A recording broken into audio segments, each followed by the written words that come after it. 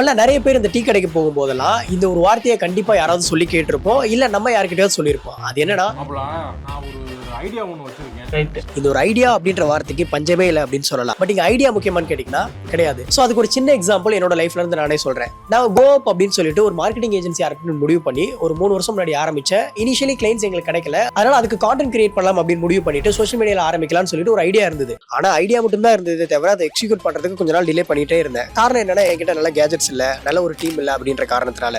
But அப்போ பரவாயில்ல அப்படின்னு சொல்லிட்டு நான் ஆரம்பிச்சேன். அந்த வீடியோலாம் பாத்தீங்கன்னா படு மொக்கையா தான் இருக்கும். பட் அப்போ நாங்க அதை ஆரம்பிச்சனால தான் அது மூலமா எங்களுக்கு நிறைய கிளைண்ட்ஸ் வந்தாங்க.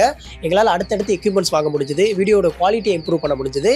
இன்னுமே அதுக்காக ஒர்க் பண்ணிட்டு இருக்கோம். ஸோ விஷயம் என்ன அப்படின்னா, அந்த இடத்துல ஒரு ஐடியாவை மட்டுமே இருந்தது அப்படின்னா இதெல்லாம் நடந்திருக்க வாய்ப்பே கிடையாது. அதனால நான் சொல்ற முக்கியமான விஷயம், ideas are easy, execution is everything. அதனால நீங்களுமே ஏதாவது ஒன்று பண்ணணும்னு நினைச்சிட்டு இருக்கீங்க, அது ஒரு புது பிசினஸா இருக்கலாம், இல்ல உங்க கரியர்ல அடுத்த ஸ்டெப் போறதுக்கா இருக்கலாம், இல்ல புதுசா ஏதாவது நீங்க படிக்கலாம் ட்ரை பண்ணிட்டு இருக்கலாம்.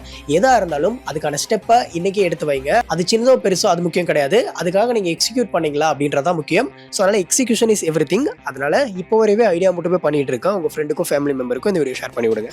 பாய்.